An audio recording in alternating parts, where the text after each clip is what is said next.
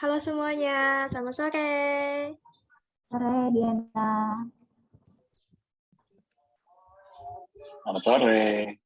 Halo. Halo. Oke. Salam kenal.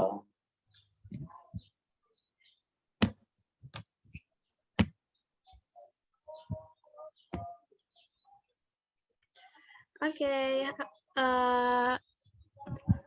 Jadi kita mulai aja ya.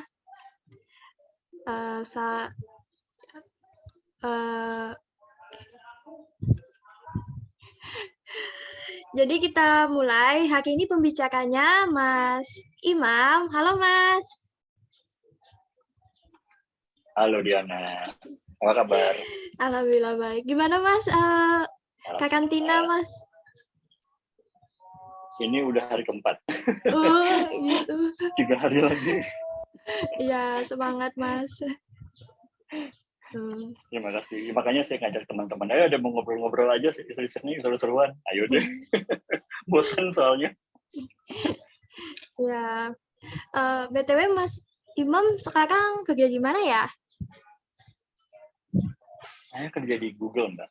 Wah, Google. Mantap, Ya, mantap. kantor saya jadi saya domisilinya di Los Angeles ya, di California. Saya udah 4 tahun tinggal di sana. Karena saya dan, maaf nih, kayaknya ada azan nih. Iya. Ya, jadi udah 4 tahun tinggal di sana. Tapi setiap tahun kami balik sih. Terus, tapi kantor saya di Austin. Jadi saya masuknya sejak pandemi sih. Jadi udah setahun nggak pernah ketemu kantornya, nggak pernah ketemu secara langsung. Kalau teman-teman kantor kayak apa, cuma lewat virtual aja. Seperti pada umumnya ya. Iya.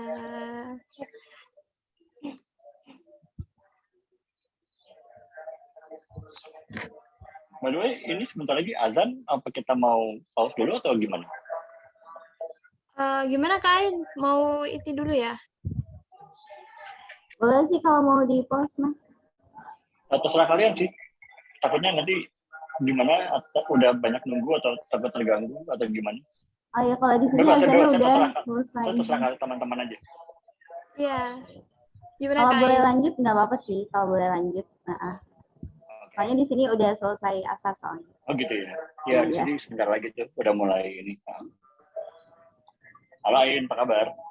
Baik, Mas Iman. Ketemu lagi kita. Iya nih, tapi ini ya di komunitas yang Iya. ininya banyak nih, yang kayaknya antusias juga nih gara-gara Mas Iman juga nih narasumbernya. Wah, terima kasih. Ya, di Saya juga sini antusias juga ketemu teman-teman komunitas juga kan. Terakhir ketemu kan cuma kita berdua ya. Ya betul. Ngobrol ya. Ini kayaknya bakalan seru juga nih soalnya ngebahas AI nih. Apa nanti kita boleh ngebahas metaverse juga ya Mas ya? Selain musik. Boleh, sekalian aja ya. Mantap tuh, metaverse. Di sini juga ada Pak Robi nih Mas, kebetulan juga praktisi di cyber security nih di Kalteng nih, Pak Robi. Halo, salam kenal Mas Imam. Salam kenal Pak Robi, sehat-sehat selalu Pak. Sehat, baik. Saya di Palangkaraya ini. Wah, hebat sekali. Saya tuh keturunan Banjarmasin loh. Oh gitu Kak? Iya. Saya Banjarmasin juga sama. Jadi almarhum ibu saya itu dari Banjar, keluarga besarnya dari Banjar. Iya, semoga hari ini bisa dapat ilmu yang banyak nih dari Google ya. Saya sih yang belajar sebetulnya. Sama-sama saling berbagi lah kita. Nah, nanti tinggal kolaborasi aja nanti ke depan gimana. Ya, siap. Saling berbagi kita, Pak. Kasih. Senang kenalan sama kawan-kawan. Ya.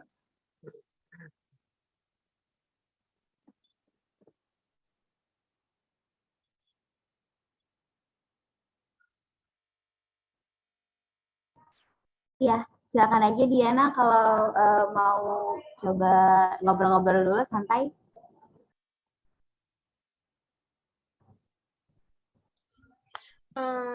Kalau boleh tahu, Mas Imam, background Mas Imam tuh kayak gimana ya?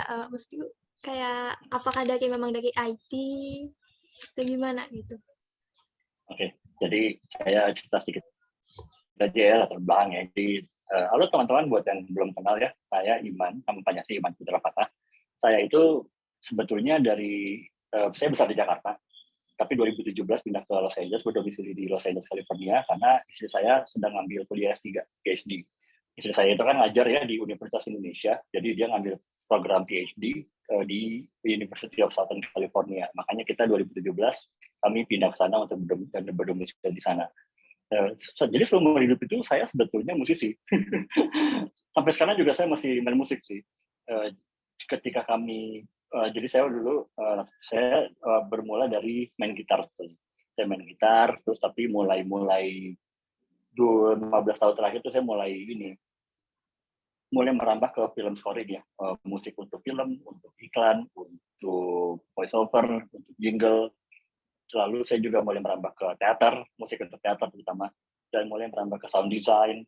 Pokoknya semuanya itu yang berhubungan dengan suara nih. Terutama musik ya, musik, audio, suara gitu. Karena emang saya dari kecil, keluarga saya kan juga berasal dari ini ya, dari musik ya. Bapak saya juga main musik, ibu saya, malah almarhum ibu saya promotor musik. Gitu. Jadi musik itu dekat di hati saya dari kecil. Gitu. Nah, ketika saya dan istri pindah ke California, itu saya mulai bekerja di perusahaan teknologi. Ironisnya, karena emang perusahaan teknologi ini bisa dibilang salah satu perusahaan terbesar sih. Dan dia memiliki divisi musik, memiliki aplikasi untuk streaming musik. Kalau teman-teman mungkin tahu pasti ya bahwa teman-teman kalau yang terbesar itu streaming musik kan Spotify. Nah, saya itu kerja untuk yang sebelah satunya, perusahaan saingannya gitu. Jadi dari situlah saya mulai sampai sekarang nih berkecimpung di teknologi sebetulnya. Tapi kalau untuk pengenalan terhadap teknologi sendiri sebetulnya dari kecil udah kenal ya. Udah kenal karena saya dari kecil udah mulai main Macintosh awal-awal tuh saya udah kenal gitu. Windows XP, udah mulai belajar programming sedikit tapi nggak terlalu mendalami gitu. Nah, jadi ketika saya di-approach oleh perusahaan ini bahwa mereka mencari orang untuk yang memiliki latar belakang musik dan bisa bahasa Indonesia atau mengenal kultur Indonesia gitu. Disitulah profil saya cocok. Makanya saya akhirnya tes dan saya direkrut gitu masuk di situ. Ya, jadi gabungan antara kedua itu membawa saya sampai saat ini gitu, bahwa saya bisa merambah dunia teknologi karena musik gitu. Makanya pas saya ngobrol-ngobrol sama Ain kemarin kan, ya kita gimana ya, saya juga mau ngebahas nih bagaimana sekarang perkembangan teknologi sejauh mana dan di musik itu seperti apa gitu loh. Jadi itulah membawa kita pada ngobrol-ngobrol santai kali ini gitu Mbak Dia. By the way, suara saya jelas nggak ya? Jelas. Jelas. Aman ya? Ya, kalau ada yang patah-patah apa, ini ya, bilang aja ya. Ya. Nah, ngomongin AI nih Mas. Dari story Mas, kan pengen sharing AI di musik nih. Emang gimana sih Mas kita jadi AI-nya di bagian AI itu kayak gimana sih? Penasaran banget nih. Ya, jadi teman-teman di sini kan ini ya bergerak di bidang IT ya.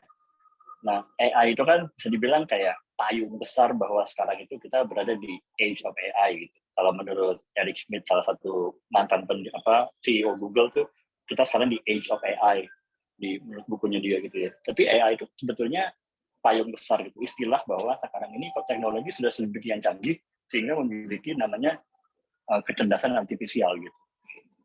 Sehingga kecerdasan artifisial ini sudah sebegitu merambahnya ke dunia kehidupan manusia ya, segala macam aspek itu kan jadi terdampak gitu. Nah, karena saya ini musisi dari kecil juga berkecimpung di musik pun terdampak gitu. Bahwa ternyata AI ini, teknologi ini sudah sedemikian mengubah orang-orang yang berkecimpung di musik, baik itu musisinya maupun pendengar musiknya maupun manusia secara keseluruhan yang karena musik kan nggak bisa dilepaskan dari kehidupan manusia ya. Jadi akhirnya semuanya berubah tuh sejak adanya AI itu. Nah, karena kalau dulu kan zaman saya masih awal-awal rekaman itu kan saya rekaman pakai pita ya, kalau teman-teman mungkin pernah tahu gitu. Dulu itu kita rekaman tuh pakai pita, dulu kan namanya kaset gitu, pita 2 inci. Lalu 90-an akhir itu mulai ada teknologi software ya, perangkat lunak, bahwa pelan-pelan tuh musik mulai berubah. Musisi itu mulai merekam karyanya ke dalam media teknologi digital gitu. Nah, mulai 10 tahun terakhir gitu. AI itu sebenarnya sudah segitu jauhnya bahwa musisi kita kini sekarang bisa nggak perlu lagi merekam musik, bahkan musisi itu bisa bikin musik berdasarkan dari komputer. Kalau tadinya kan kita punya gitar gitu ya, main gitar, kita pakai kabel sambung ke komputer, kita rekam. Nah, 10 tahun terakhir itu udah ada gitar di komputer segitu bagusnya, jadi suara gitar itu udah ada gitu loh. Nah, gitu. Nah, AI ini yang mengubah, jadinya ketika kita dulu biasanya melakukan komposisi musik pakai gitar, pakai drum, pakai instrumen apapun lah ya, gamelan, apa segala macam, sekarang itu semua instrumennya udah ada di komputer. Jadi kita nggak perlu rekaman lagi, dan itu mengubah cara kita mengkomposisikan musik sebetulnya. Ya, jadi gitu. Jadi AI itu semakin canggih. Kalau awal-awalnya mungkin ini ya, nggak sebagus sekarang gitu. Tapi saya ambil contoh dari software yang kita kenal dengan nama GarageBand. Kalau teman-teman mungkin ada yang memiliki Apple ya. Di Apple itu kan ada GarageBand tuh. Nah, GarageBand itu kan dia ininya musik ya. Di situ kan udah ada suara drum, suara gitar, suara apa segala macam. Jadi kita nggak perlu masuk studio, mengeluarkan uang untuk bayar studio untuk rekaman. Kita bisa rekaman sendiri dengan alat yang ada. Gitu sih software Mbak Diana. By the way, ini saya nggak apa-apa nggak kalau ada azan?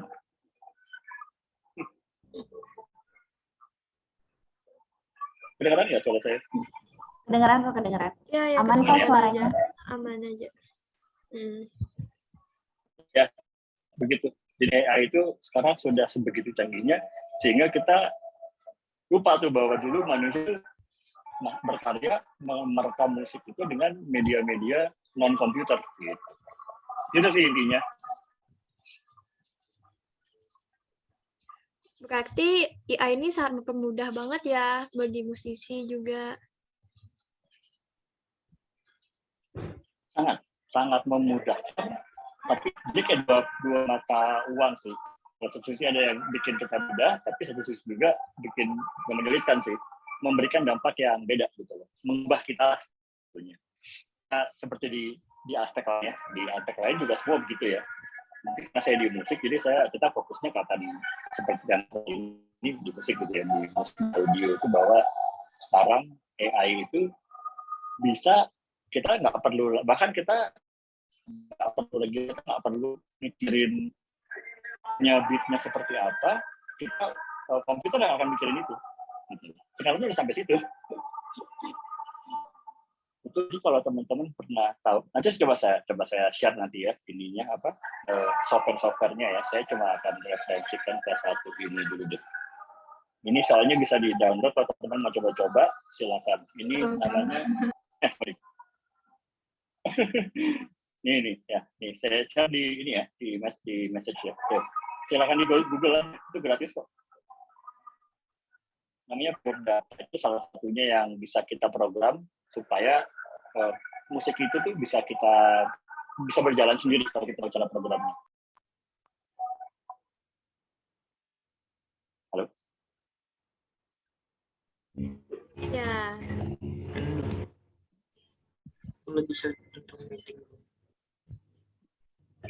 Udah dapat ya intinya message-nya ya?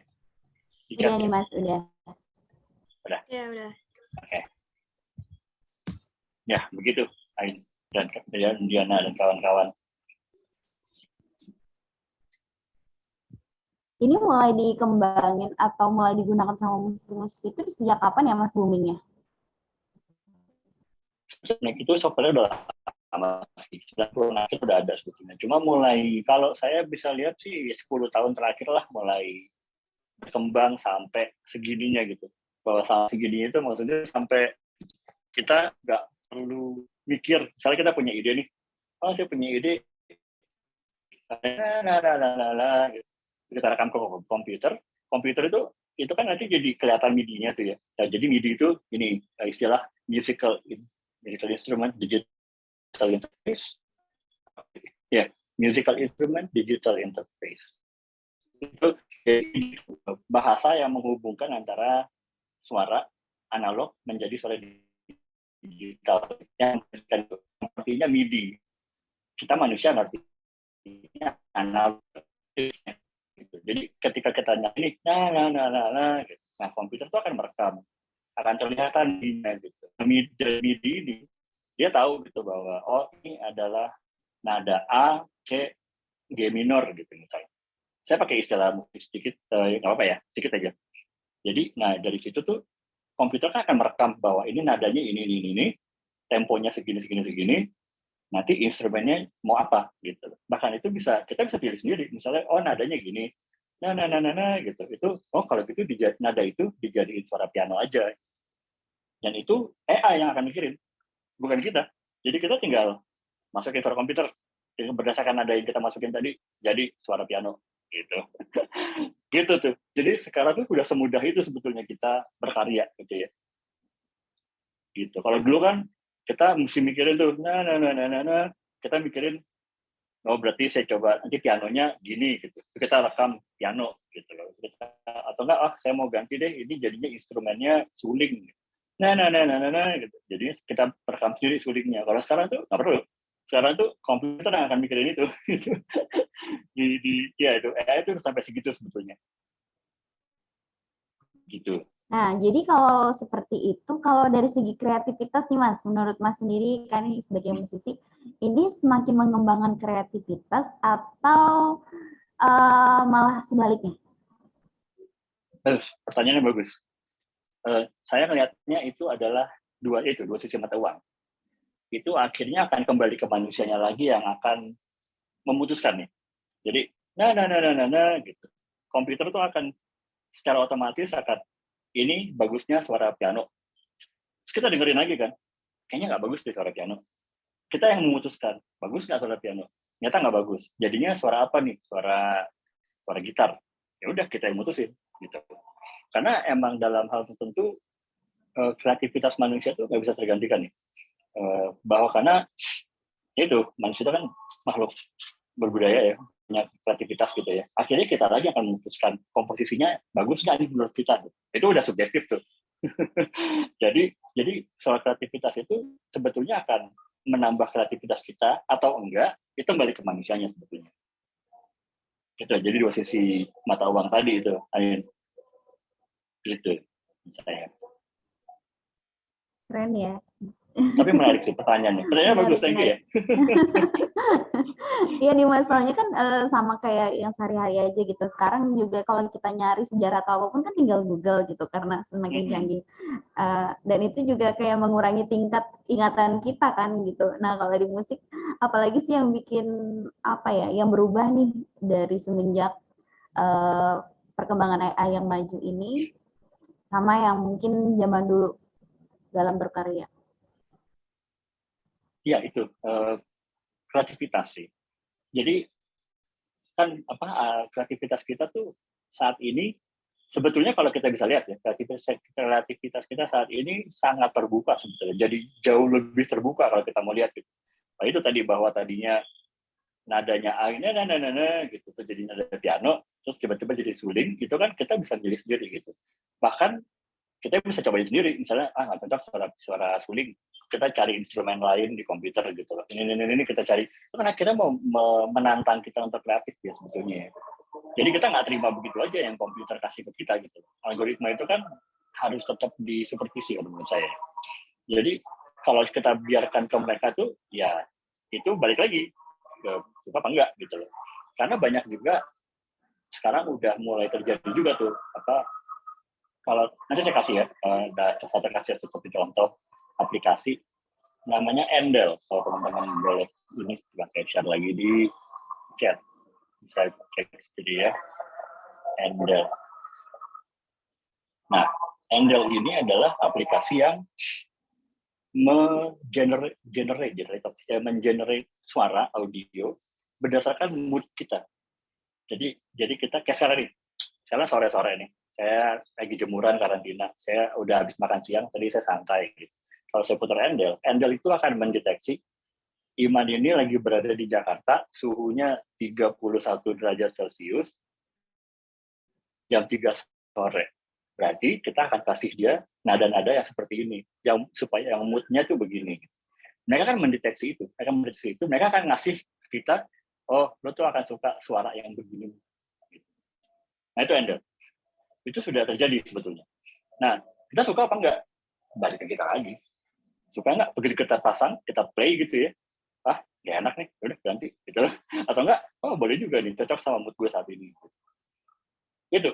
Jadi sekarang tuh udah sampai situ AI ini. Coba teman-teman bisa itu ya, Endel. Dan Endel ini nih mereka tuh udah kerjasama dengan beberapa perusahaan besar gitu. Karena kan menurut penelitian ya, banyak penelitian kan bahwa suara itu ya, bunyi itu sangat berpengaruh terhadap mood emosi kita ya. Nah, jadi makanya Endel ini dia sekarang tersedia di pesawat. Karena kalau kita lagi di pesawat, kita mau santai, kita mau tidur, kita pasang aja. Kita pasang itu, mereka yang akan generate sendiri suaranya seperti apa gitu. Itu mereka sudah kerjasama dengan maskapai ANA, All Nippon Airways, Jepang ya. Terus kalau nggak salah BMW juga udah. Jadi mereka tuh habis itu sekarang. Jadi manusianya udah nggak bikin musik lagi. Yang bikin musik semuanya adalah si AI berdasarkan data-data yang mereka punya tentang kita. Gitu. Tentang kita lagi di mana, kita jam berapa, kita sedang apa, segala macam. Itu kalau setelah mereka deteksi melalui handphone kita ya, tentu dengan izin kita ya, misalnya kita bilang, oke, I allow, saya izinkan aplikasi ini untuk mendeteksi weather, mendeteksi cuaca sama lokasi gitu. Nah, mereka kan generate itu, mereka akan mengasih ke kita musik-musik atau suara-suara yang ini kira-kira cocok nih. Di Jakarta jam 3 sore, panas jam segini, enaknya kayak gini nih. Nah, itu dari mereka akan mengenerate itu sendiri. Gitu. Begitu juga kalau misalnya kita lagi terbang, kayak lagi di ANA gitu, kita saya mau tidur nih, mereka udah akan tahu tuh, oh di ANA mereka terbangnya misalnya 10 jam dari LA ke Tokyo gitu ya. 1 jam kita betul itu, mereka tahu, oh ini jalan 1 jam. Berarti 1 jam itu orang ini udah mau tidur kali. Begitu kita kasih suaranya begini. Itu semua AI. Jadi manusianya tinggal menikmati aja. Gitu. Saat ini. Ini teman-teman bisa Google sendiri sih Endel ini seperti apa, karena ini menarik sih sebetulnya, dan yang saya baru tahu satu ini ya, Endel ini yang bisa sampai sana ya. Mungkin nanti akan ada bermunculan lagi sih yang lain-lain. Seperti juga ada juga yang musisi yang udah mulai berkolaborasi dengan AI, itu udah ada sekarang. Udah ada studio musik ya yang khusus. Musiknya nggak ada gitu. Jadi ini semua musiknya udah dibikin sama AI, mereka tinggal datang ke studio nyanyi. Gitu. Itu udah ada, udah sampai situ sekarang. Jadi emang AI ini sangat-sangat mengubah pola hidup manusia, terutama dalam hal sisi kreativitas musisi ya. Gitu. Oke, nah Mas, AI ini kan bekerja berdasarkan data juga kan. Terus di sini banyak nih mahasiswa, siapa tahu mau jadi project TA juga, skripsi gitu. Kalau dari Mas ada masukan nggak nih, judul-judul atau gimana gitu?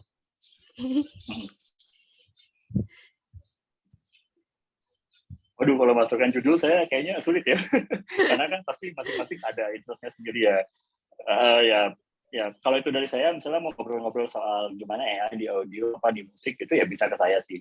Kalau judul sih mungkin sebaiknya di ini sendiri ya.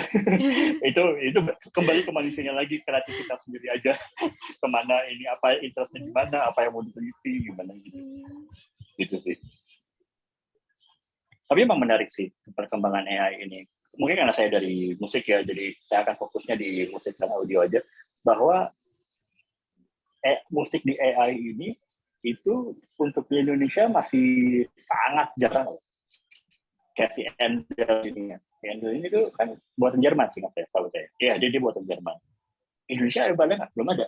Gitu. Makanya kita masih belum ke sana aja gitu loh. Padahal kebayang nggak? Ini kebayang, ini saya nih ngide ngasal aja. Kalau ada teman-teman, di antara teman-teman ada yang bikin aplikasi seperti Endel gitu ya, menggunakan instrumen-instrumen lokal, instrumen dari Kalimantan misalnya.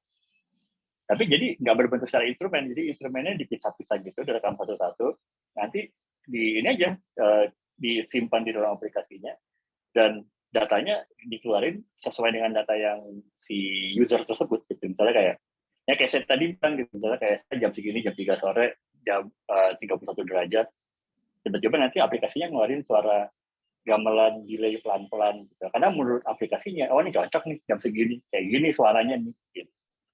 Itu di satu sisi itu bisa juga sebagai ini sebetulnya, ya sebagai apa kearifan lokal kan, sekaligus memperkenalkan mungkin, sekaligus untuk mengarsipkan instrumen-instrumen musik yang ada di kita, budaya kita sendiri gitu. Kan bisa di sana gitu.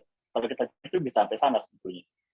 Cuma belum ada yang ngerjain. Jadi mungkin saya cuma ngasih ide aja, siapa tahu teman-teman di sini ada yang, oh bagus juga tuh Mas. Ayo sini, ayo saya bantu gitu. Gitu.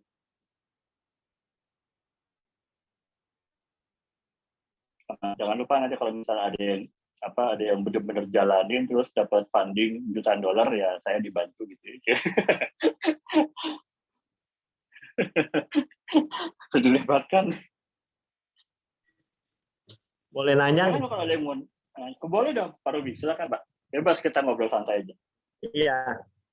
Maaf nih Batal, saya menyela di tengah-tengah ya, tapi kayaknya mulai resah kalau nggak nanya saya. Ya, terkait dengan nama Mas Iman Fatah, ini terkait dengan God Bless Mas. Iya, bapak saya itu. Oh iya, Pak Doni Fatah ya. Iya, betul, itu bapak saya. Oh ya, menurut pandangan Pak Doni Fatah terhadap MIDI ini, kan beliau kan pasti di era tahun 90-an ya, artinya originalitas musik itu betul-betul dipertahankan. Nah, sementara ada aplikasi nih, gitu. Menurut beliau gimana, Mas Iman? Nah, terima kasih Pak Ruby. Jadi, bapak saya kan besarnya dari tahun 70-an ya, dia udah ngeband dari tahun 70-an gitu. Ya.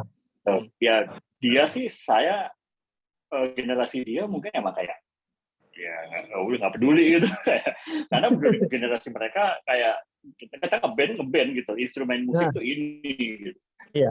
Akhirnya yang mulai melihat ke sana ya saya, dan itu mulai kayak saya kayak ngalin, Pak, ini ada sekarang nih orang rekaman bisa pakai komputer loh, gini gitu.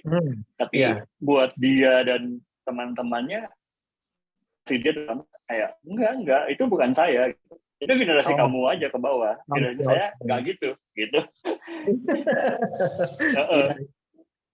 Jadi emang mereka nggak ada interest ke sana ya Mas Pak. Oke, baik. Jadi artinya mereka tetap dengan eranya dia ya, dengan teknologinya mereka di saat itu. Ya, tapi nggak bisa lepas ya dengan kalau untuk rekaman kan ada, kita tahu mungkin teman-teman juga tahu ada namanya Pro Tools ya. Karena itu kan untuk rekaman sekarang kan udah sangat standar ya, standar itu rekaman pakai Pro Tools. Jadi satu-satunya digital gadget yang mereka gunakan adalah Pro Tools. Itu juga untuk rekaman, dan itu juga nggak menggunakan AI sama sekali. Jadi ya udah kayak bass, gitar, drum, vokal, rekam gitu. Iya. Karena emang itulah mereka gitu. Jadi mereka nggak ngelihat tuh, nggak peduli tuh AI apa gitu. Iya. Terkait dengan software Endel, saya ada pertanyaan kedua nih Mas Iman. Endel ini bisa masuk di ranah membaca gelombang otak nggak ya? Setahu saya belum ya Pak Ruby ya. Mereka mereka nggak ke sana arahnya seperti itu. Mungkin nanti ya, tapi sampai sekarang sih mereka nggak ya. Mereka hanya membaca data sebetulnya kan. Membaca data, membaca lokasi, weather, sama mood ya. Belum sampai gelombang otak sih kayaknya. Oke. Iya.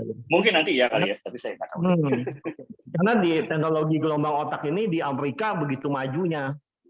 Saya kira dikolaborasi dengan gelombang otak gitu.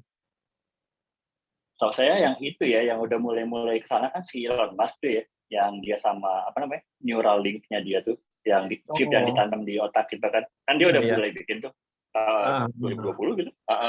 Ya mungkin nanti dari situ akan dikembangin lagi sih, tapi yang setahu saya ya, Endel sih sampai saat ini belum ke sana sih. Oke, ya. Artinya dia sensornya dari luar manusia ya, bukan manusia ya. Iya, bisa kira-kira begitu. Iya, terus ketiga, saya kan di security industry, Mas. Ya. Nah, itu kita biasanya ada salah satu fitur namanya voice recognition untuk mengenali kalau kita mau buka pintu, mau voice comment lah ya, model begitu. Ya. Nah, itu di Amerika familiar dengan itu dan apakah itu secara musik atau secara resonansi atau frekuensi itu ada toolsnya yang bisa membaca itu. Maksudnya gini, kalau satu orang datang dengan rekam dengan suara normal pada saat dia nanti flu itu gimana? Itu apakah ada toolsnya, Mas? Yang Mas Iman tahu gitu? Ada sih. Jadi di Bentar, Pak. Ini saya share aja ya kalau gitu ya biar Ya. ada sama-sama gini kita. Namanya softwarenya Max 8. Max. Nah, tuh. Ya, saya udah share di chat tuh. Max 8, Max MSP. Tapi sekarang namanya Max 8. Itu kita bisa bikin sendiri. Kita bisa bikin sendiri, kita bisa bikin device sendiri, kita bisa menganalisa sendiri suaranya seperti apa. Kita bisa menganalisa sendiri, kita ngomong apa, kita ganti sendiri, kita apa, suara apa, kita bisa analisa sendiri, kita bisa utak-atik lagi. Itu Max 8 itu bisa, Pak. Oke, menarik juga ya. Nah, tapi cuma bayar ya, Pak? Max 8 iya, itu. Berbayar. Itu pro ya, profesional software ya. Oke. Terkait dengan Mas kan direkrut karena Mas orang Indonesia gitu ya di Google. Ya, gitu ya Mas.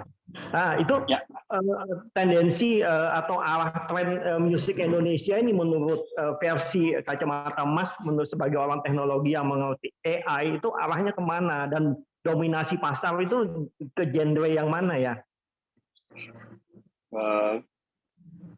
Kalau saya sih ngeliatnya ya dominasi pasar itu saat ini beda sama zaman saya dulu ya. Saya mungkin udah berapa tahun nggak di industri musik ya, tapi saya bisa lihat kalau dulu kan emang ada kekuatan besar yang mendominasi gitu, yang mendominasi bahwa ini trennya begini, yaitu major label kalau zaman dulu gitu kan ya Pak Robi ya. Robi juga tahu kan ya. Nah kalau saya lihat sekarang itu udah nggak ada tuh kayak gitu, karena dengan adanya Spotify, Apple Music dan streaming service itu kan kita personalisasi kan, kita dengerin apa nih.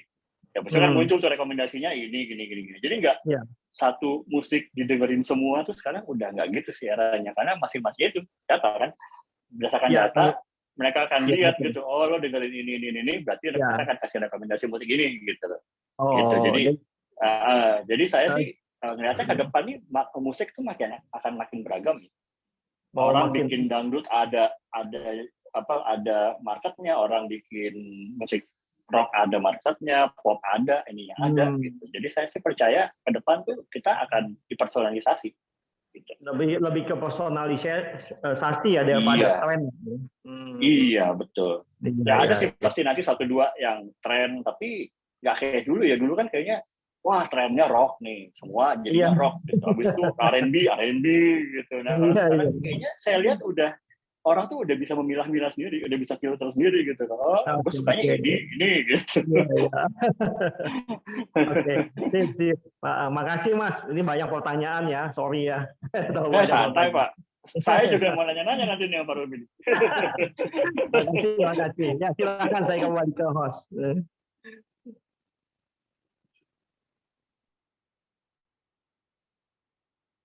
Silakan dong teman-teman kalau ada yang mau nanya atau mau sharing atau mau apa, bebas saja. Ya gimana teman-teman, ada yang mau tanya gitu?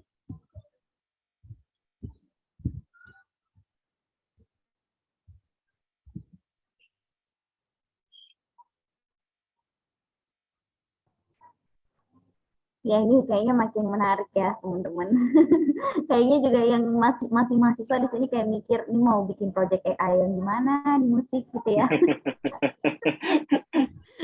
Iya. Iya. Tapi intinya gini sih, kalau untuk itu ya paling ada saran sedikit gitu ya. Kita kan sekarang ini karena kita nih bergerak di teknologi, terutama teman-teman yang ada di sini kan saya mengasumsikannya kan di teknologi ya, di tech gitu, IT ya. Itu kan kita ada kecenderungan bahwa saya mau bikin AI yang seperti ini. Kalau saya, mungkin karena saya adalah orang yang privilege bisa bekerja di perusahaan sebesar Google gitu ya. Saya diajarin kebalikan. Jangan mikirin AI. Pikirin ini butuhnya apa ya? Apa sih yang dibutuhkan dari ini? Apa sih masalah yang mau kita pecahkan? Kalau kita tahu masalahnya apa, baru nomor 2, butuh AI nggak ya di sini? Jadi jangan AI-nya dulu. Masalahnya dulu. Ini ada masalah apa sih di sini? apa yang kita butuhkan, gitu. Apa yang mau kita pecahkan dari sini. Kalau emang udah kita dapetin itu, baru apa teknologi yang bisa kita bikin untuk masalah ini. Itu yang saya dapat sih, yang saya diajarin seperti itu sebetulnya pola pikirnya. Jadi emang itu agak kebalik sebetulnya, tapi setelah saya pikir lagi, ya benar juga ya. Kalau kita mulai dengan AI dulu, kita akan teknik based gitu loh. Jadi teknologi yang kita bikin itu, yang kita program, kita coding itu bermanfaat nggak buat manusia, bermanfaat nggak buat kita sendiri terutama gitu ya. Kalau kita balik pemikirannya, oh ya kita butuhnya ini, berarti kita programnya untuk memecahkan masalah ini gitu. Jadi lebih terstruktur gitu loh kita bikinnya. Saya ini mau ambil referensi dari buku. Sorry, saya lupa penulisnya siapa. Ada 3 orang kalau salah. Nama bukunya Framers. Judulnya Framers. Saya chat aja di sini supaya teman-teman bisa cari sendiri. Di situ tuh si sang penulisnya dia bilang bahwa manusia itu kelebihannya daripada AI atau ada robot adalah kita memiliki frame, bahwa kita punya framing yang kita tahu masalahnya apa gitu. Karena robot nggak tahu, robot itu udah kita jalan udah. Manusia yang tahu ini benar nggak nih jalannya, ini sesuai nggak sama masalah yang mau kita pecahkan sama-sama gitu. Jadi teman-teman boleh baca itu, boleh cari bukunya gitu ya. Ada sih di PDF-nya, mungkin ada, boleh cari gitu. Itu bagus sih, itu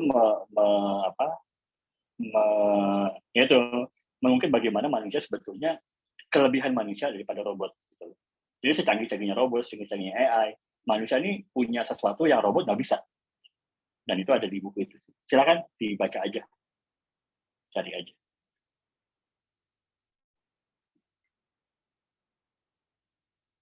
Monggo loh kawan-kawan, kalau ada yang mau menanggapi atau mengkritik, nggak setuju atau apa, atau nanya, bebas, kita ngobrol santai aja.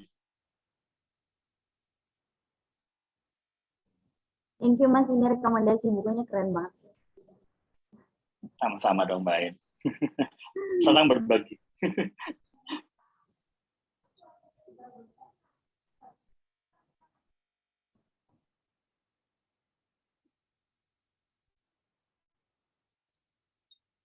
By the way, Nara ini ada website nggak sih? Atau apa? Website ya, ada?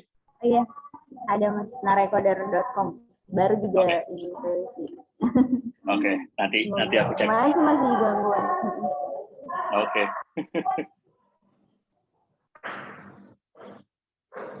Boleh diskusi lagi nih? Silakan Pak Robi. Ya. Ini ada pertanyaan, tapi ini Pak Robi, sorry, ini ada dari Sugeng. Silakan pertanyaan dulu, silakan. Sorry ya Pak, soalnya ini kayaknya pas masuk Pak Robi pas buka mic soalnya. Gak apa-apa, silakan Mas, ditanggapi dulu pertanyaannya. Oke, bentar ya Pak Robi ya. Ini dari Sugeng Wahyu Nugroho. Izin bertanya, bagaimana sih cara atau kiat Mas Iman untuk mendalami tentang dunia AI, terutama bidang musik? Terima kasih pertanyaannya Mas Sugeng. Jadi saya tuh kiat-kiat saya untuk mendalami AI itu yaitu utak-atik software aja sih. Itu bisa dimulai dari Sugeng, coba download itu aja, Pure Data. Pure Data itu gratis kok. Dan itu basic banget. Itu sangat-sangat basic. Kita bisa melakukan analisa sendiri, tapi itu memang perlu sedikit ilmu teori musik ya, teori audio terutama. Karena teori audio itu kan teorinya kan beda ya. Jadi saya ngeliatnya gini, kalau bedanya kalau musik dan bunyi itu ada, ibaratnya kalau musik itu kan komposisi ya. Musik itu kan komposisi kayak orang ngegambar. Musik orang gambar kuda. Nah, bunyi itu yang bikin kuda itu jadi berwarna gitu. Jadi ibaratnya yang ngewarnain. Jadi kalau musik itu komposisi, misalnya musik ini nadanya begini, itu komposisinya jadi musik rock gitu, atau musik dangdut gitu. Nah, bunyi itu yang bikin musiknya enak didengar. Oh, ini drumnya tebel atau gitarnya lebih ke depan, vokalnya di sebelah kanan gitu. Itu bunyi itu. Jadi, Pure Data tuh kita bisa melakukan analisa tentang itu sih di Pure Data. Mungkin Mas Sugeng boleh ya itu di utak-atik Pure Datanya, karena itu gratis kan, jadi bisa eksperimen sendiri. Tapi kiat-kiat saya sih itu sih, utak-atik Pure Data aja dulu. Dari situ nanti ada software lain, ada Super Collider, apalagi yang lain nih. Ada beberapa sih, cuma yang saya familiar itu Pure Data sama Max. Gitu. Semoga menjawab ya Mas Sugeng ya.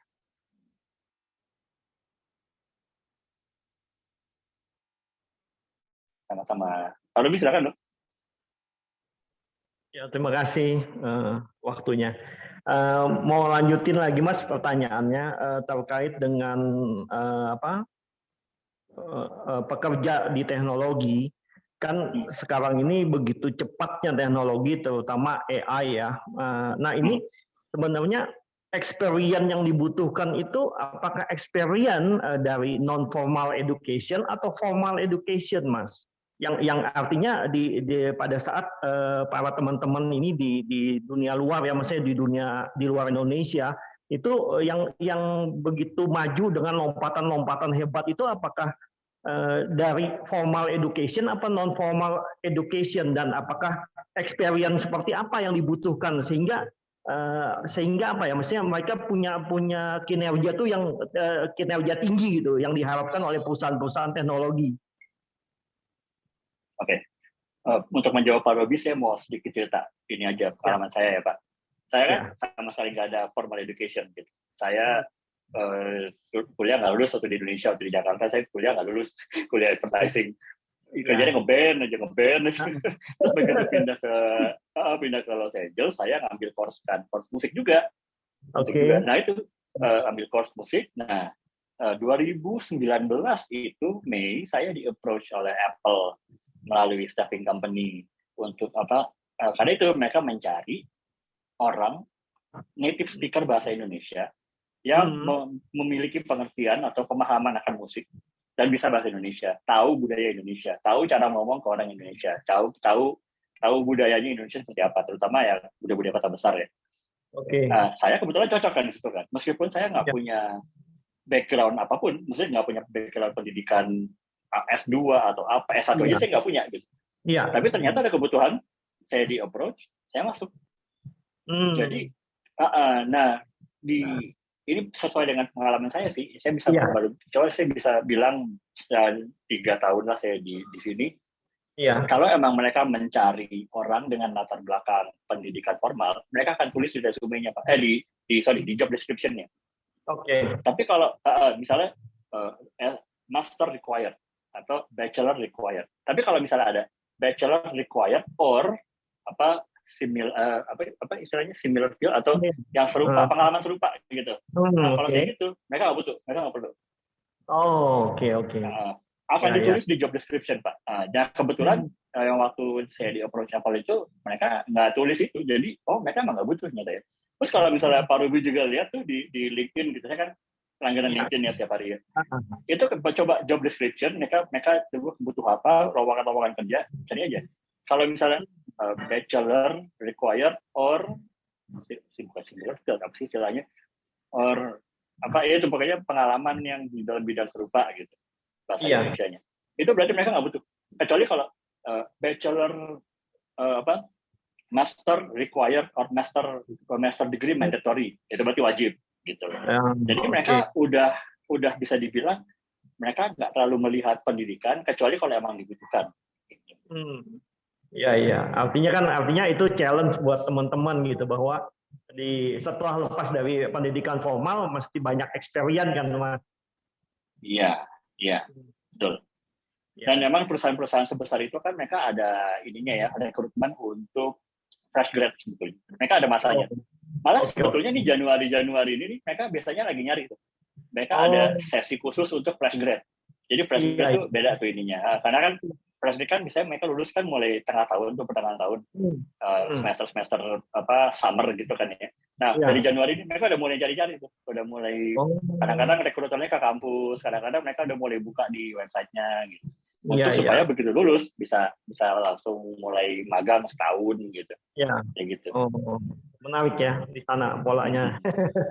Iya, jadi emang di sana udah di sana segitu sih, karena sesuai kebutuhan aja sih. Tapi ya itu sesuai kebutuhan, tapi kalau misalnya emang kita profilnya udah cukup, kita meskipun nggak dibutuhkan gelar S2 atau apa, tapi wawancaranya nggak lulus ya nggak lulus juga sih. Baik. Oke. Terima kasih Mas jawabannya Mas. Ya mungkin yang lain silakan ada yang bertanya. Iya, jadi itu mungkin ini ya. Jadi saya ngasih lift spirit, saya mau ngasih semangat ke teman-teman yang fresh grad, yang baru mau akan menyelesaikan studinya gitu. Jangan takut gitu loh. Atau misalnya teman-teman nggak punya gelar tapi punya skill, jangan takut, apply aja. Tapi ya itu cek di job description-nya nih kira-kira butuh nggak ya gitu. Biasanya pasti kebaca kok, pasti kita bisa lihat sendiri mereka butuh atau enggak, atau ada ditulis di situ. Oke, menurut Mas, kalau teknologi Google dengan musik gimana nih, Mas? Google sebetulnya ada beberapa lab yang khusus untuk musik ya, eksperimentasi ininya. Saya lupa lagi ada satu labnya dia di New York apa kalau nggak salah. Tapi saya lupa namanya apa. Udah dicek di Google aja nanti. Di Google aja, Google Music Lab kalau nggak salah. Nanti itu keluar sih. Itu mereka udah mulai mengembangkan bersama beberapa, kalau nggak salah profesor Stanford gitu yang ngembangin. Jadi itu mulai instrumen musik tapi jadi suaranya tuh ngambil dari internet bisa di mix gitu. Ini lebih kepada eksperimentasi sih. Jadi mungkin belum jadi produk secara nyata ya, baru produk eksperimental doang gitu. Nah, kalau nggak salah sih, jadi kayak bentuknya kayak pad gitu, terus kita sentuh nanti bisa kita atur suaranya gimana gitu. Saya juga nggak lupa sih. Tapi udah ada sih, mereka udah mulai bikin ke sana. Tapi kalau untuk fokusnya bener-bener sampai yang kayak itu, mereka belum gimana sih, karena fokusnya nggak di situ kan, nggak di musik, nggak di audio ya, nggak di musik sorry. Kalau audio fokusnya lebih ke ini, mungkin Diana pernah dengar istilah NLP ya, Natural Language Processing. Seperti tadi Pak Robi kan udah singgung tuh ada Google Assistant kan, gimana Google itu bisa mengerti kita ngomong apa, kita suruh-suruh dia ngerti, dia tahu gitu kan. Karena tim saya juga ya salah satunya ngurusin Google Assistant itu, terutama yang untuk bahasa Indonesia dan bahasa Inggris gitu ya. Jadi gimana caranya kita bisa menganalisa data ini supaya si Google ini ngerti kita ngomong apa. Tapi secara bahasa ya, bukan secara signal audio. Signal audio itu timnya beda lagi tuh, bukan tim saya. Tim saya itu yang menganalisa bahasanya gitu. Misalnya Google nyalain lampu, ya kan berarti Google akan nyalain lampu yang terkonek sama si Google Assistant gitu kan. Gitu. Jadi kalau untuk audio sendiri sih Google emang arahnya ke natural language processing sebetulnya, bukan ke audio signal processing. Nangkep ya? Ya. Ini ada raise hand dari Dani. Ya, bisa open mic. Dani. Sebelumnya perkenalkan Mas, saya Ramadhani Nurkanjaya. Jadi saya mau nanya nih terkait Google Assistant Dani, ya? Dan juga dan juga tentang yang berkaitan dengan musik. Apakah dari Google Assistant nanti bisa, kan kalau kita dengar suara Google Assistant itu kan yang perempuan nih. Nah, apakah nanti bisa kita ubah dengan musik dan lain sebagainya, ataukah dengan yang lain gitu. Jadi nggak monoton suaranya itu aja, atau mungkin nanti dari engineer Google bakal ngubah, kalau misalnya orangnya cewek dia dapat Google Assistant-nya cewek juga, atau orang yang Google Assistant user yang cowok dapat Google Assistant-nya cowok juga, seperti itu, atau gimana Mas? Sebetulnya bisa. Dan sebetulnya misalnya kayak Google Assistant, kita bilang Google nyalain lampu, oke, yang jawab perempuan gitu kan, atau diganti sama musik gitu, bisa. Itu bahkan sudah dilakukan sih, tapi alasannya mereka nggak menjadikan itu sebagai default karena riset. Mereka tahu bahwa manusia kalau itu tuh nggak familiar dengan itu, gitu. Kecuali kita bikin kustomisasi ya. Kalau kita customize ya bisa. Gitu.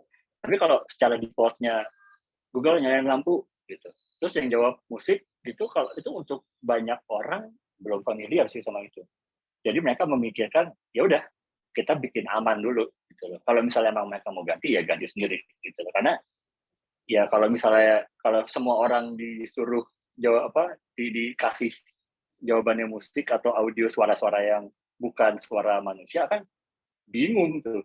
Karena kan kita mesti mikirin market juga. Kalau cuma mikirin orang-orang yang mengerti di bidang ini ya oke gitu. Tapi kan Google nggak gitu ya, karena kan ada market research kan. Nah, market research ini yang menentukan nggak bisa, karena orang itu umumnya nggak akan ngerti itu kalau bahasanya bukan bahasa manusia. Gitu sih. Menjawab nggak dari?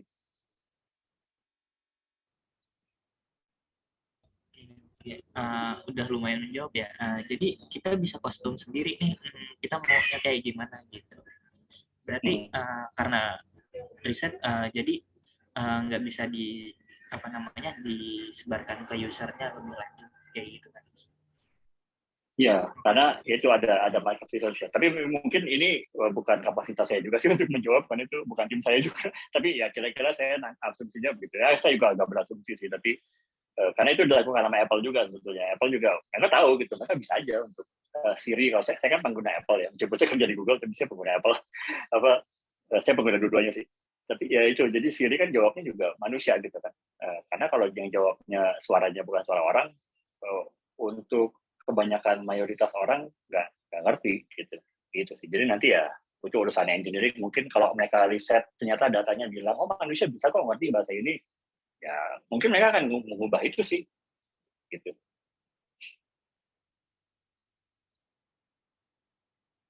Begitu Dani, semoga menjawab ya.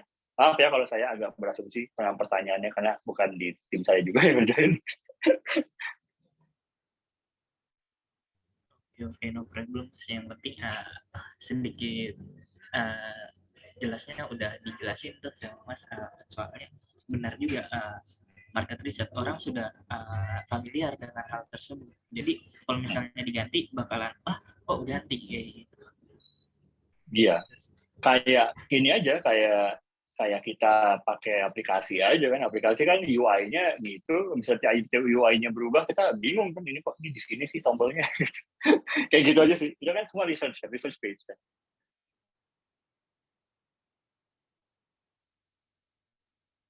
Gitu. Oke, terima kasih Mas. Terima kasih Mas Yani, pertanyaannya bagus. Ayo teman-teman, silakan ada yang mau menanggapi mungkin atau apa, santai aja kita.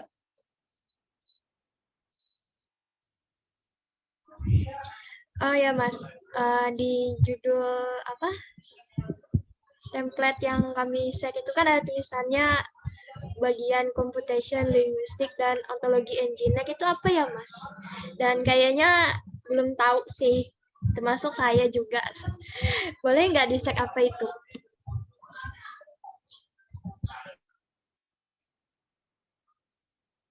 Oke, jadi computational linguistic itu sebetulnya udah agak lama sih termnya. Saat ini tuh dikenal udah berubah jadi itu NLP, Natural Language Processing.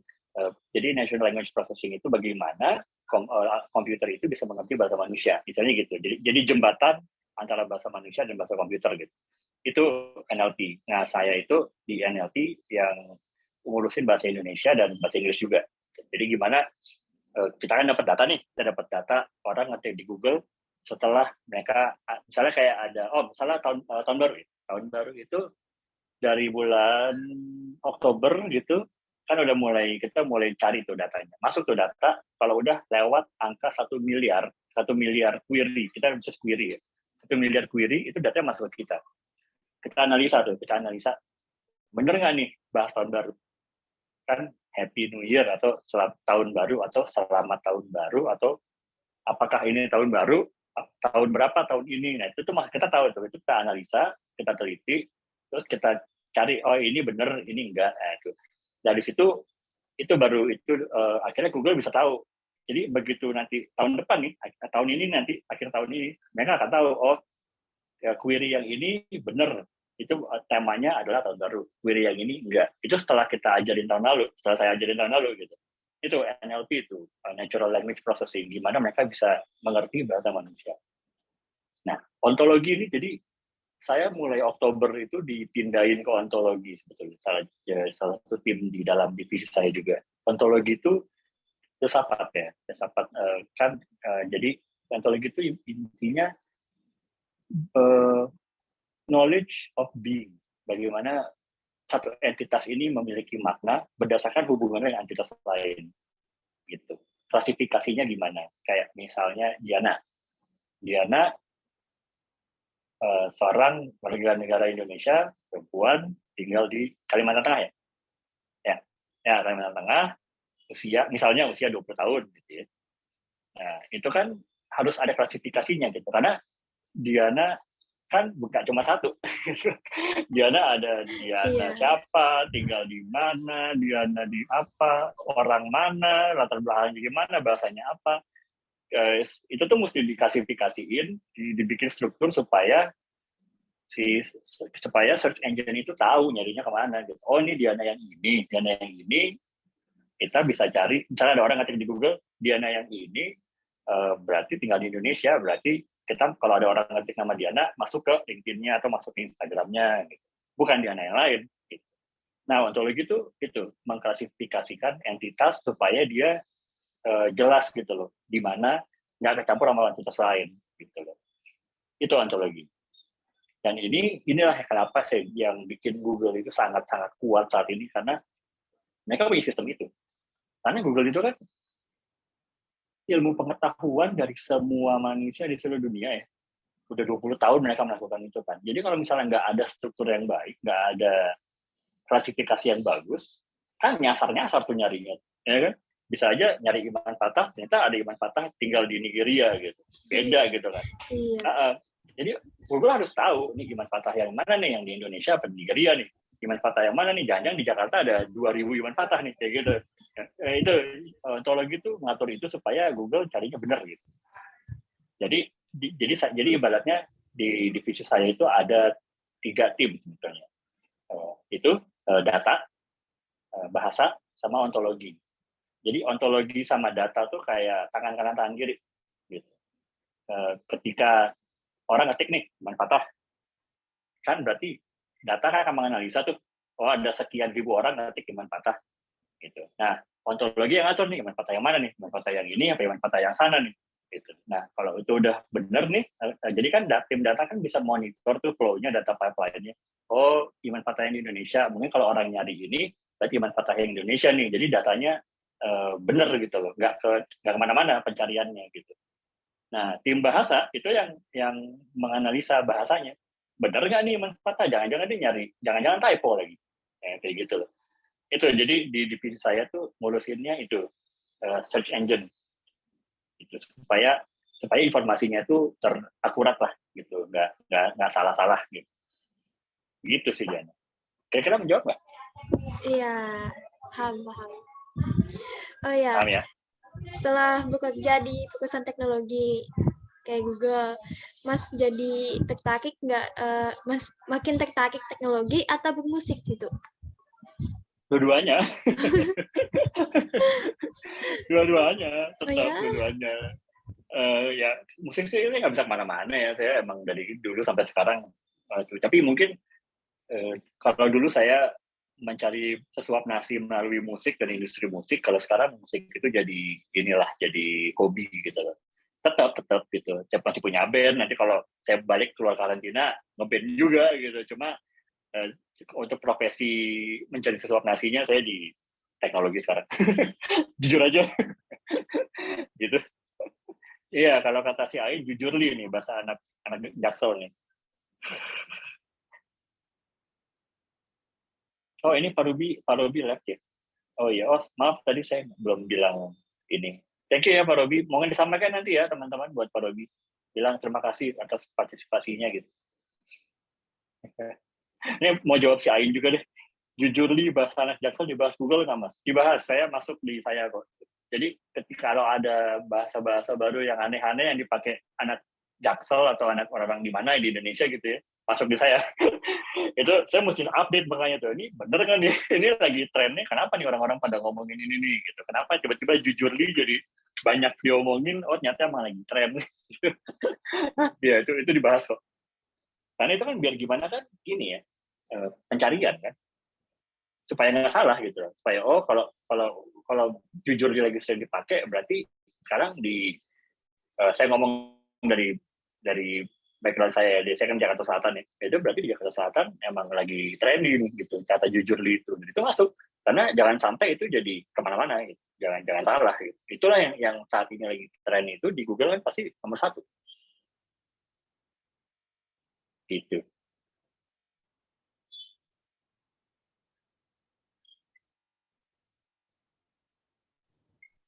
Asik ya kerjaannya Mas Iman ya. Lucu, Bisa lucu juga ya. lucu dan seru. Seru. Oke, gimana teman-teman yang lain mau ada yang sharing lagi nggak nih? Mumpung Mas Iman ada di room kita. Semoga kita suatu saat mengundang Mas Iman langsung ya. Nggak dari Zoom doang. Amin. Ya. Saya pengen banget sih ke Palangkaraya kan ya? Iya, Iya, betul. Palangkaraya. Palangkaraya kan? Iya. Saya cuma ke Pontianak doang dulu, 2017. Apa itu Mas, konser atau gimana Mas? Enggak, saya ada program sama Kemdikbud waktu itu. Dikirim ke namanya ke Kapuas Hulu. Saya dikirim ke perbatasan Indonesia Malaysia waktu itu. Di desa Indonesia Malaysia, saya ngajar media di situ ke anak-anak SMP. Programnya Dinas Kesenian dari Kemdikbud waktu itu. Programnya mereka. Kebetulan saya kirim lamaran, kepilih gitu kan, diseleksi kan. Jadi saya di sana sebulan kurang gitu di kampungnya Dayak. Yakiban. Wow, berarti udah makan minum di Kalimantan nih. Berarti kemungkinan Sudah. besar akan balik lagi Mas. Amin. Saya ingin sekali kembali ke sana. Amin. Oke, gimana teman-teman? Oh, di sini juga ada pegiat pariwisata nih, Pak Agus. Halo Pak Agus. Oh, halo Pak Gus. Kali mau join nanya juga nih. Oh ya, tadi Dani ini Mas, Dani ini kebanggaannya Kalteng nih. Dia masih belasan tahun tapi udah jadi CEO Mas. Waduh, CEO apa nih? Startup. CEO apa Dan? Iya, startup. Startup apa? Kali Boleh dong Dani di-share mau ke saya? promosi. Waktu itu jangan percaya main Mas. Jangan gitu dong, bangga dong dengan hasil karyanya. Boleh dong di-share kalau ada teman-teman ada startup, ada apps atau ada karya-karya apa di-share di chat, nanti saya cek-cekin satu-satu.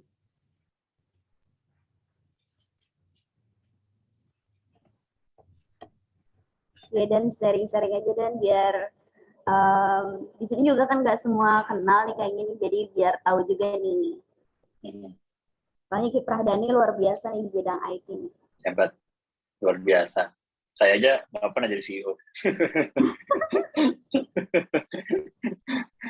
Kalau nggak perlu tentang teknologi juga nggak apa-apa ya. Kalau saya teman-teman mau ngobrol-ngobrol soal musik lah, apalah, audio apa, bebas aja. Tinggal di Amerika gimana? Bebas aja, nyantai kita. Di Amerika udah ini Mas, aman konser berarti ya? Udah. Tapi kayaknya gara-gara Omicron nih jadi banyak yang ini lagi nih, cancel lagi kayaknya.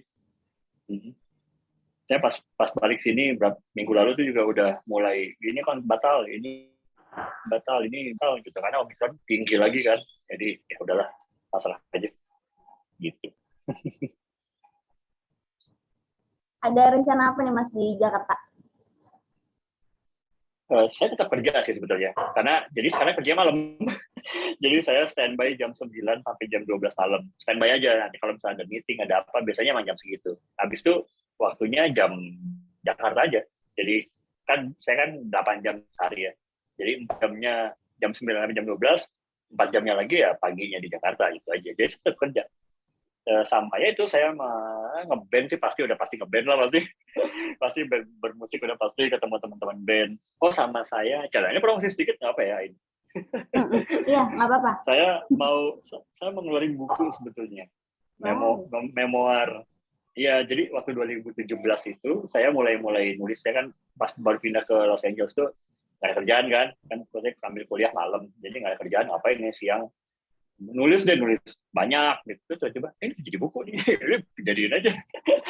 Sebetulnya tentang pengalaman saya secara musikal ya, pengalaman musikal saya saya ngerjain film, saya ngerjain teater, saya ngerjain apa, tapi saya masukin teori-teori yang saya dapat di kelas waktu saya kuliah gitu loh. Jadi ada korelasinya dengan teorinya gitu loh. Jadi untuk pengalaman saya gini, ternyata teorinya gini yang saya dapat gitu. Jadi itu udah mulai gini sih, udah bikin artwork sih bentar lagi. Jadi mungkin ditunggu aja, nanti saya bagi-bagi infonya. Semoga bermanfaat. Ditunggu Mas, ditunggu.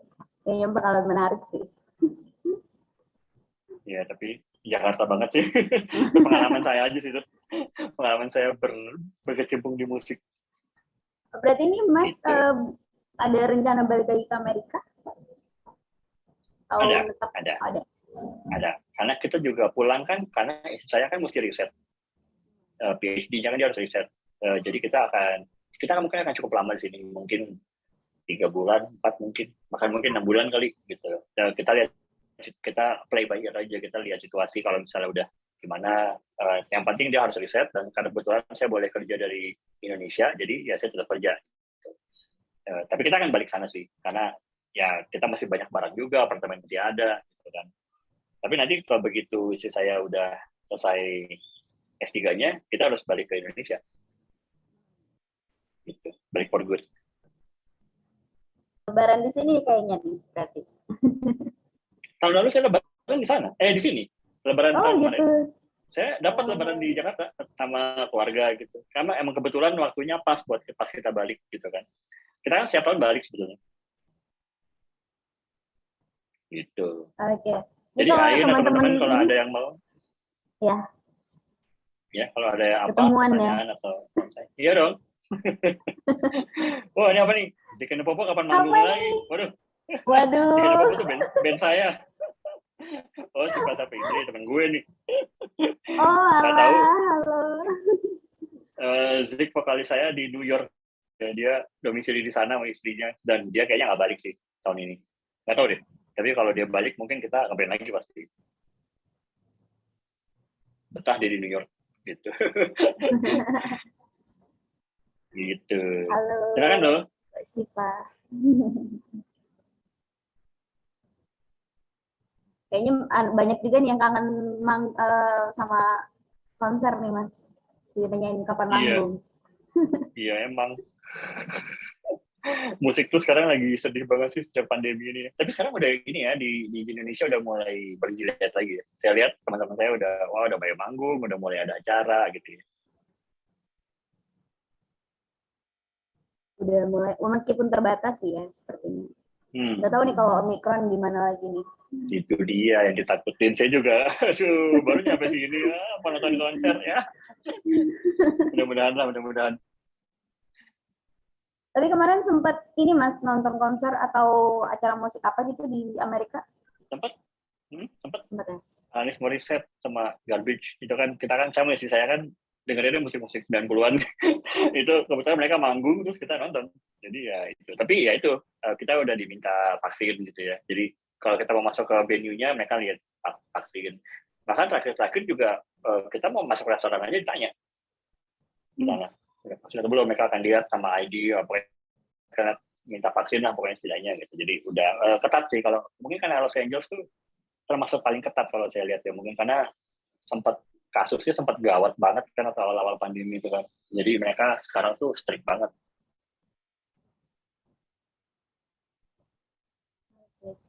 Oke deh Mas, ini thank you banget sudah mau sharing-sharing, mengisi waktu juga ya kan. Ini thank you nih. Diajak ngobrol lagi karantina. Bosan banget nih atau mau ngapain. Bosan ya Mas. Kabarnya GoFood juga nggak boleh ya Mas kalau karantina ya? Nah kemarin kita tuh kalau ini boleh makanan kering boleh. Jadi kita pesan Gomart masih boleh lah. Kayak kacang goreng apa ya. Gomart, Indomaret itu masih boleh. Tapi makanan basah nggak boleh. Ya. Jadi ya makan hotel terus nih tiap hari.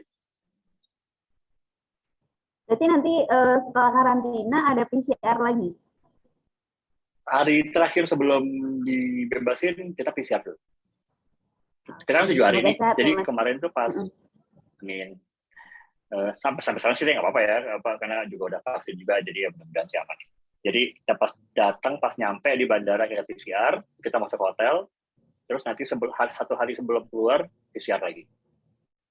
2 kali cuma. Gitu. Oke, kalau gitu boleh nggak nih Mas kalau teman-teman mau follow Mas juga atau nanti kapan-kapan mau menghubungi Mas di mana nih? Instagram, boleh dong, silakan dengan senang hati saya. Instagram, LinkedIn. Saya belakangan aktif banget di LinkedIn sih. Jadi kalau teman-teman mau add silakan. Instagram juga sih masih ya, tapi cuma buat ini senang-senang aja Instagram. Ayo, kalau mau ini apa nanya-nanya selain sekarang boleh dong, kita mau apa ya, ngobrol-ngobrol lagi di luar sesi ini gitu. Silakan aja, saya mah open. Ya, mari kita terkoneksi bersama-sama di LinkedIn-nya. Ya, di mana aja bebas saya. LinkedIn boleh, Instagram boleh. Itu. Kegiatannya apa lagi nih? Narecodernya di sini. Narecoding. Narecoder. Nah, dia gimana? Ya, lo putus-putus.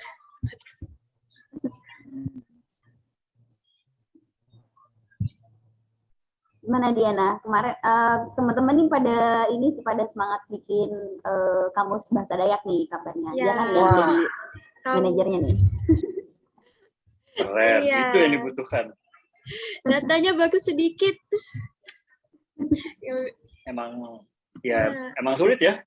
Ya. Indonesia tuh emang data masih sangat kurang ya, terutama untuk bahasa-bahasa yang bahasa Indonesia, bahasa daerah di Indonesia ya masih sangat kurang sih. Tapi ya mesti ada yang ngerjain kan, mesti ada yang, kalau nggak kurang terus gitu, mesti ada yang mulai gitu. Itu sih baru front end-nya aja sih dulu, back end-nya lagi nganalisis katanya datanya. Baru dapat data juga. Gitu sih. Dayak apa nih? Dayak mana? Dayak Ngaju. Oh, Ngaju. Ya. Kalau saya dulu yang di itu Iban, yang waktu di yang di Kalimantan Barat itu. Oh. Oke. Ya. Boleh Diana, ada apa lagi setelah ini? Nggak tahu sih project apa. Tapi fokus itu aja sih dulu kamus bahasa Dayak. Semoga aja sampai ke AI-nya gitu. Coba-coba. Nah, itu ada dukungan nggak dari Kemdikbud atau pemerintah lokal gitu? Akan menuju ke sana nggak? Cari dukungan dari Ya, coba. Pemda atau apa? Kemarin kan udah itu sih ngubungin Balai Bahasa, kata mereka belum ada niat untuk online kan.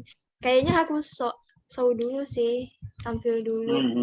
Walaupun hanya UI-nya, kalau datanya nggak dapat. Oh gitu. Tapi badan bahasa udah dihubungi ya? Iya, udah coba. Ya sih. Ya. Itu penting sih menurut saya, karena biar kenapa? Gimana Dani? Ya gimana ya Mas, di Kalimantan Tengah sendiri emang kurang sih dukungan dari pemerintah lokal, karena saya juga ngalamin. Ya, saya pernah buat aplikasi di launching sama bupati, cuman sebatas launching doang, habis itu dibiarkan. Kita nggak ada di support apa-apa gitu. Jadi kayak gimana ya? Ya dibodoh amatin sama pemerintah kita sendiri, padahal kita kan niatnya baik ya buat ningkatin digitalisasi di Kalimantan Tengah sendiri. But pemerintahnya ya nggak support dengan apa yang kita kerjain gitu. Ya itu sih yang susahnya di Kalimantan Tengah sendiri. Iya. Saya mengerti sih, saya mengerti banget. Kalau alternatif selain dukungan pemerintah, ada ide nggak? Misalnya dana CSR perusahaan gitu, approach ke non pemerintah, NGO misalnya?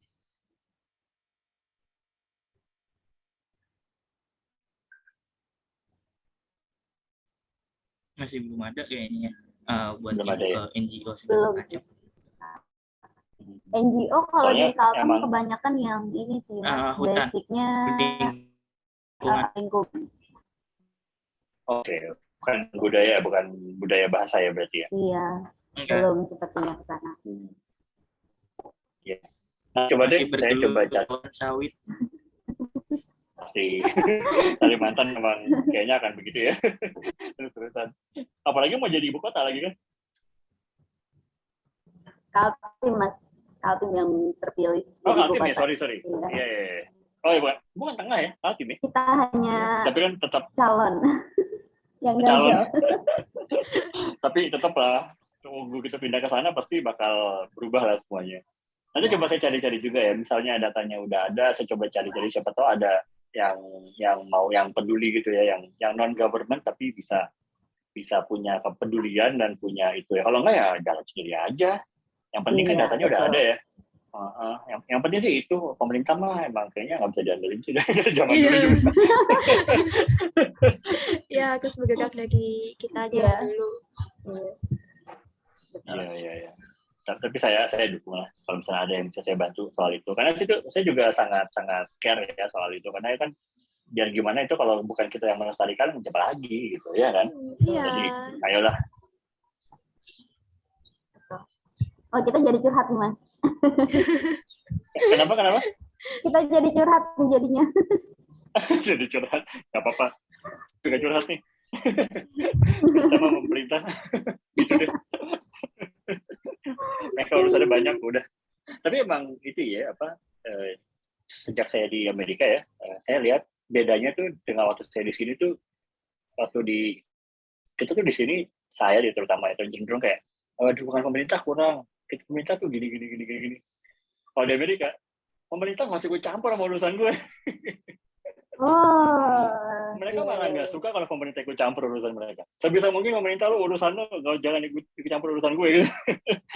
Kayak saya ambil contoh di musik aja deh, karena saya kan orang musik ya. Di Indonesia kan, kita masih sibuk ngebahas royalti lah, undang-undang permusikan lah, apa segala macam gitu. Bahkan dari musisi itu, musisinya kayak pemerintah musiknya gini. Nah, di sana musisinya, pemerintah nggak ikut campur urusan kita. Udah lo sana aja. Jadi kayak, ternyata gini ya, mindsetnya tuh beda ya Indonesia sama Amerika gitu ya, musisinya. Jadi itu jadi menarik sih kayak gitu. Jadi saya sekarang ini begitu lihat Ayu sama teman-teman bikin untuk kamus bahasa Dayak gitu, nggak ada bantuan pemerintah ya, beramat. Saya udah mulai kayak gitu sekarang pikirannya, beramat. Justru kalau ada saya takut jadi kalau ada pemerintah, ada titipan-titipan, nah nanti malah jadi nggak pure gitu loh. Iya, betul. Jadi ada kepentingan lah, ada apa gitu. Jadi emang ada baiknya kita jalan sendiri sih. Emang berat sih, saya akuin itu. Tapi sebaiknya kalau emang kita mau pure untuk pelestarian, ya emang mesti orang-orang yang peduli, bukan orang-orang yang punya kepentingan. Kalau saya sih ngerti gitu. Gitu. Jadi panjang nih kita. Jadi bukan kayak doang nih kemana-mana nih bahasannya. Iya nih. Seru mumpung ya. Ya, gimana teman-teman, ada pertanyaan lagi nggak? Kalau nggak ada, kita tutup aja dan foto itu. Foto bareng nih. Iya, foto bareng bisa tapi foto lewat bareng. Zoom. Iya, foto Zoom. Nanti ya suatu saat semoga saya bisa ke sana ya. Kalau udah Omikron nggak bahaya. Ya teman-teman, ada yang mau open cam?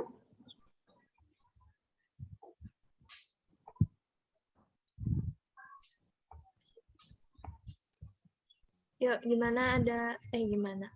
Yuk, open kamera, kita mau foto. Jadi mau unjuk gigi Dani. Tadi di tengah-tengah ada sih. Oke. Tadi ada sih, sempat udah ya. Gimana? Udah ini aja 3 orang. Iya. Nggak apa-apa. Nggak usah dipaksa kalau nggak nyaman. Oke. Aku hitung ya. 1, 2, 3. Ya, lagi. Oh, lagi. 1, 2, 3. Udah cukup 2 kali aja kali ya. Iya, 2 kali aja. Kalau langsung bisa bumerang nih, tapi kayaknya nggak bisa sih bumerang. Kayaknya nggak bisa nih bumerang. Oke, terima kasih Mas Fatah telah sharing-sharing di Nakai Kodek, dan juga terima kasih buat semuanya yang telah hadir di sini, telah bergabung, dan sampai jumpa di sharing selanjutnya. Bye-bye. Terima kasih Mas Iman. Terima kasih. Terima kasih semuanya. Sehat-sehat semua ya. Ya. Ya.